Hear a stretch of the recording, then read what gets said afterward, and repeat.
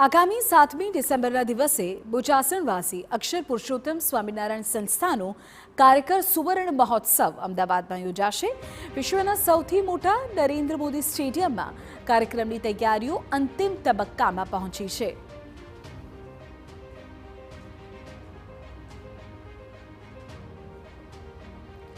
આ કાર્યક્રમમાં વિશ્વના 30 દેશોમાં સેવારત 1 લાખથી વધુ કાર્યકરોને સન્માનિત કરવામાં આવશે।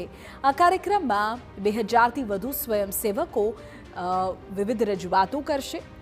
7મી ડિસેમ્બરે પ્રમુખ સ્વામી મહારાજની જન્મજયંતિના દિવસે આયોજિત વિશિષ્ટ સભાને પીએમ મોદી વર્ચ્યુઅલ માધ્યમથી સંબોધિત કરશે। કેન્દ્રીય ગૃહપ્રધાન અમિત શાહ અને મુખ્યપ્રધાન ભૂપેન્દ્ર પટેલ ખાસ ઉપસ્થિત રહેશે।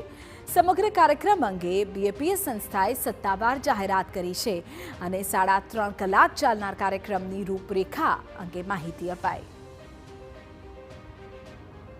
કાર્યકર સુવર્ણ મહોત્સવ એક એવું વિશિષ્ટ આયોજન છે કે જેના થકી સૌથી પહેલીવાર કાર્યકર્તાઓનું પણ સન્માન થશે અને તેની ખૂબ બધી વિશેષતાઓ રહેશે અને એ વિશેષતાઓ શું છે તેના વિશે વધુ વાત કરવા માટે આપણી સાથે જ્ઞાનવત્સલ સ્વામી જોડાયા છે। સ્વામી જય સ્વામિનારાયણ।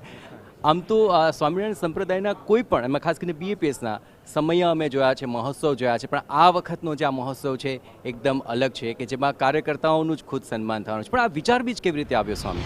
કાર્યકર્તાઓ રાત દિવસ જોયા વગર પોતાના પરિવાર અને વ્યવસાયને પણ ગૌણ કરીને એ લોકોએ સમાજની સાથે ઉભારીને સેવા કરી છે।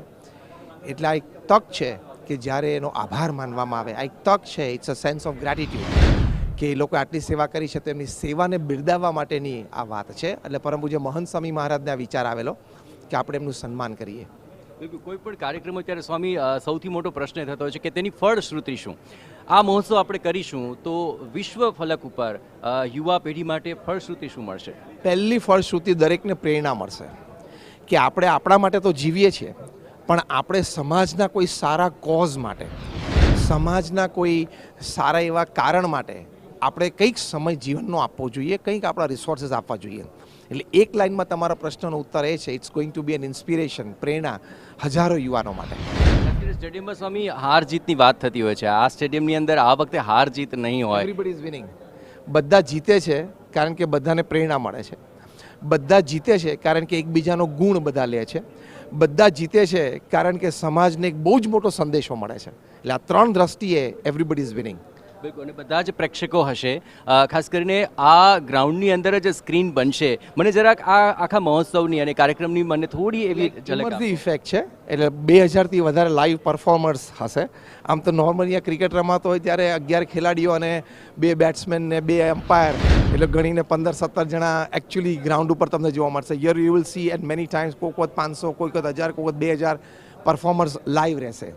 એટલે આખો એક ઇમર્સિવ એક્સપિરિયન્સ એ છે કે દરેકને એમ થશે કે આઈ એમ ઇન્વોલ્વડ ઇન ઇટ, અને દરેકને એમ થશે કે હું પાર્ટ ઓફ ધ પરફોર્મન્સ છું, કારણ કે એ અલ્ટિટ્યુડ એ રીતનો છે, સ્લોપ એ રીતનો છે। જ્ઞાનવત્સલ સ્વામીની જ્યારે પણ વાત કરીએ તો ઘણા બધા યુવાનોને તેઓ મોટિવેટ કરતા હોય છે અને આ અવસર તો એ તમામ કાર્યકર્તાઓ થકી અન્યને મોટિવેટ કરવાનો આ અવસર બની રહેશે। સ્વામી, અંતે એ તમામ જે ટીવી9ના પ્રેક્ષકો છે તેમને મોટિવેટ કરવા માટે અને આ કાર્યક્રમને માણવા માટે આપ શું ઇજન આપશો? Pick up a cause and dedicate yourself, some part of your life. એ આ કાર્યક્રમમાંથી બધા શીખવાનું। ખૂબ આભાર સ્વામીજી। તો આ તમામ એક અવસરની અંદર તમામ બાબતો એટલી સુહદ રીતે જોડાયેલી છે, કારણ કે એ બાબતોમાં સૌથી મહત્વની બાબત એ રહેશે કે કાર્યકર્તાઓ અહીં આવશે પણ આ વખતે તેઓ ખુદ અહીં સેવામાં નહીં પરંતુ સમર્પણ સાથે અહીં તેમનું સન્માન થશે। આ એક અનોખો ઉપક્રમ છે કે જે 7મી ડિસેમ્બરે મનાવવા જવાનો છે અને તેને લઈને ખૂબ બધી તડામાર તૈયારીઓ અહીં કરવામાં આવી છે। કેમેરા પર્સન નટુર પરમાર સાથે જયેશ પારકર, ટીવી9।